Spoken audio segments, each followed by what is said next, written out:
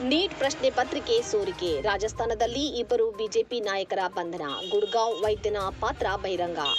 Neat ಪ್ರಶ್ನೆ ಪತ್ರಿಕೆ ಸೋರಿಕೆ ಪ್ರಕರಣಕ್ಕೆ ಸಂಬಂಧಿಸಿದಂತೆ ರಾಜಸ್ಥಾನದಲ್ಲಿ ಬಿಜೆಪಿಯೊಂದಿಗೆ ಸಂಬಂಧ ಹೊಂದಿದ್ದ ಇಬ್ಬರು ಸಹೋದರರನ್ನು ಬಂಧಿಸಲಾಗಿದೆ.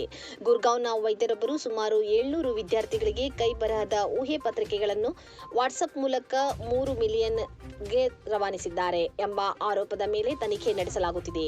ನೀಟ್ ಪ್ರಶ್ನೆ ಪತ್ರಿಕೆ ಸೋರಿಕೆಯಲ್ಲಿ ಹೊಸ ವಿಷಯಗಳು ಆಘಾತಕಾರಿಯಾಗಿವೆ. ನೀಟ್ ಪತ್ರಿಕೆ ಸೋರಿಕೆ ಪ್ರಕರಣದ ತನಿಖೆಯನ್ನು ಕೇಂದ್ರ ತನಿಖಾ ದಳ ತೀವ್ರಗೊಳಿಸಿದೆ. ರಾಜಸ್ಥಾನದ ಜಾಮವರಂಗಡದ ಬಿಜೆಪಿ ನಾಯಕ ದಿನೇಶ್ ಬಿಸ್ವಾಲ್ ಮತ್ತು ಅವರ ಸಹೋದರ ಮಂಗೀಲಾಲ್ ಬಿಸ್ವಾಲ್ ಅವರನ್ನು ಸಿಬಿಐ ಬಂಧಿಸಿದೆ.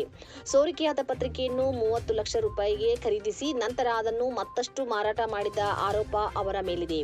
ಬಿಜೆಪಿ ನಾಯಕರ ಹೆಸರುಗಳು ಹೊರಬಂದ ನಂತರ ಪ್ರತಿಪಕ್ಷಗಳು ಸರ್ಕಾರದ ಮೇಲೆ ದಾಳಿ ನಡೆಸಿವೆ. ಶಿಕ್ಷಣ ಸಚಿವ ಧರ್ಮೇಂದ್ರ ಪ್ರಧಾನ್ ಅವರನ್ನು ಪ್ರಶ್ನಿಸಲಾಗುತ್ತಿದೆ, ಆದರೆ ಅವರು ಮಾಧ್ಯಮಗಳ ಮುಂದೆ ಕಾಣಿಸಿಕೊಳ್ಳಲು ಇಷ್ಟವಿಲ್ಲ.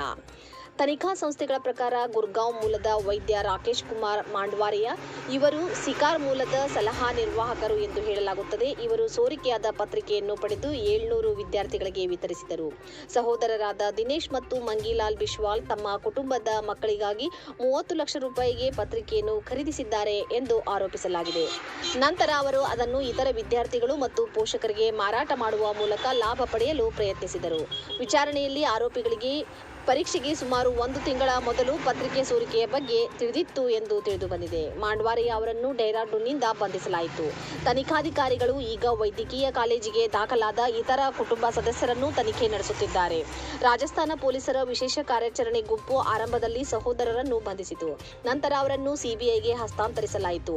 ಇಬ್ಬರು ಪ್ರಸ್ತುತ ಸಿಬಿಐ ವಶದಲ್ಲಿದ್ದಾರೆ. ಸೋರಿಕೆ ಜಾಲವು ಹಲವಾರು ರಾಜ್ಯಗಳನ್ನು ಅಂದರೆ ರಾಜಸ್ಥಾನ, ಹರಿಯಾಣ, ಮಹಾರಾಷ್ಟ್ರ ಮುಂತಾದ ರಾಜ್ಯಗಳನ್ನು ವ್ಯಾಪಿಸಿದೆ ಎಂದು ತನಿಖಾ ಸಂಸ್ಥೆಗಳು ನಂಬುತ್ತವೆ.